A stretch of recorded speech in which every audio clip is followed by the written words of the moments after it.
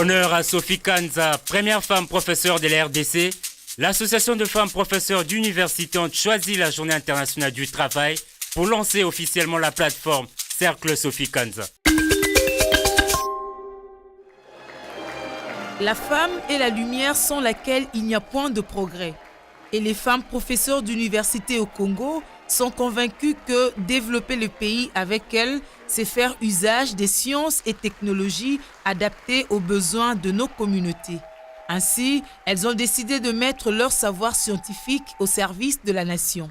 D'où la mise sur pied de leur association dénommée Cercle Sophie Kanza, dont la sortie officielle a eu lieu à l'UPC.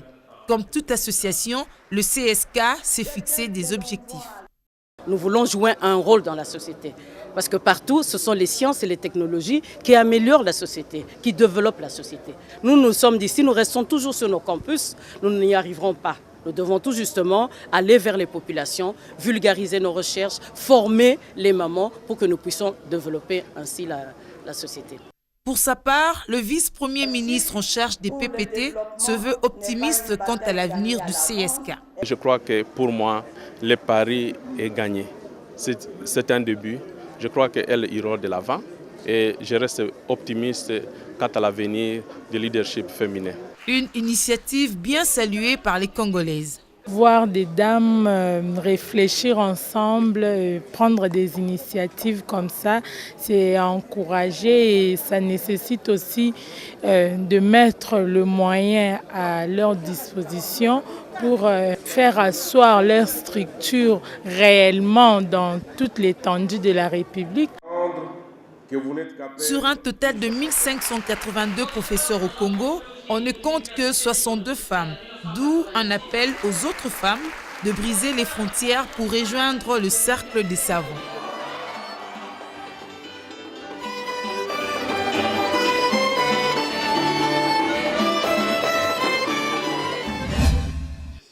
Sans un enseignement adéquat, la RDC risque d'hypothéquer sa reconstruction. Propos du ministre de l'Enseignement primaire, secondaire et professionnel à la présentation du projet de loi cadre sur l'enseignement devant la Chambre basse du Parlement. Une loi qui introduit le système LMD, licence, maîtrise, doctorat, et 2 années supplémentaires outre la 6e année pour le cycle primaire. À en croire Macha Komamba, promouvoir les valeurs estudiantines nécessite un budget conséquent. Nous sommes déterminés à ce que la part du budget de l'éducation remonte dans le cadre du budget 2011 et surtout qu'on fasse une attention sur les rémunérations sociales des enseignants. Singulièrement, il s'agit d'un projet de loi qui emporte la conviction de tous. C'est un sujet que nous avons tous soutenu, dès lors une fois de plus, qu'il s'agit de la richesse principale de notre pays. La réforme doit aussi prendre en compte la qualification de la main-d'œuvre. Nous constatons aujourd'hui, petit à petit, une raréfaction de la main-d'œuvre qualifiée. Les maçons vraiment bien qualifiés, les gens chargés de s'occuper du froid bien qualifiés, qui ne nécessitent pas des études de licenciés, de docteurs, etc. Le bureau de l'Assemblée nationale a accordé au ministre jusqu'à mardi prochain pour répondre aux préoccupations des députés nationaux. Entreprise des services, c'est autour de ces centaines d'agents que Sodeiko a célébré samedi 1er mai la fête du travail. Ils sont de tous ordres et sont venus de toutes parts, des entreprises des télécommunications, des ONG, des représentations diplomatiques, pour un échange de vues et d'expériences. La Sodeiko est une entreprise qui affecte son personnel dans d'autres entreprises, donc une entreprise de sous-traitance. Et cela constitue, en nos termes internes, le client. Donc quand nous faisons une fête comme cela, nous devons nous rassembler, tous ces agents qui sont productifs, tous ces agents qui ont la chance de travailler, se rassemblent et nous fêtons ensemble parce que cela constitue un facteur de développement de notre pays. Un développement dont les agents sont les principaux moteurs. En tout cas, ça m'a fait un peu du plaisir puisque il y a longtemps que je suis resté sans fonction, sans quoi. Mais comme je viens de reprendre et je vois que nous sommes réunis comme ça, en tout cas, je suis fier de ça. Très contente de l'échange, de la rencontre.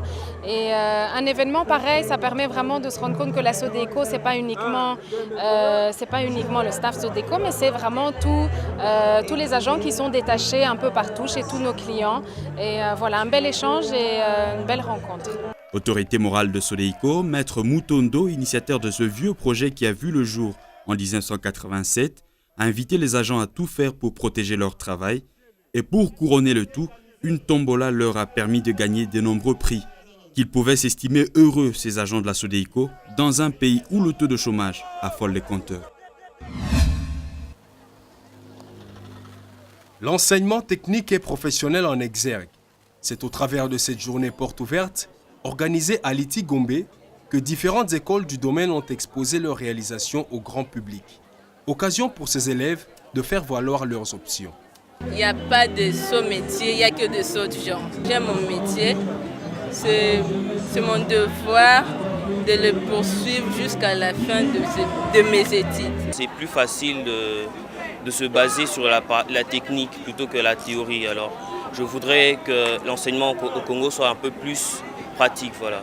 Je suis sûr de gagner ma vie, c'est parce que la technique, c'est vraiment une base du développement d'un pays, c'est un peu ça. Dans un contexte où l'école technique reste la moins fréquentée de toutes, ces élèves du secondaire maîtrisent déjà une partie du circuit aéronautique. Preuve suffisante qu'avec un investissement sérieux dans l'enseignement technique et professionnel, la RDC n'aurait pas besoin d'importer de la main-d'œuvre pour se développer. L'adhésion de la RDC au traité de l'OHADA préoccupe également le futur cadre du pays. C'est en tout cas ce qu'ils ont fait savoir au cours de la conférence débat organisée à cet effet. Pour le professeur Manzambi, un des orateurs du jour, la formation est essentielle. Il faudrait former déjà les gens qui doivent pratiquer cette comptabilité dans 2 ans, au risque de se faire totalement avaler par tous les autres experts de l'espace OHADA. Donc n'oublions pas qu'ils auront droit de venir travailler ici sans restriction.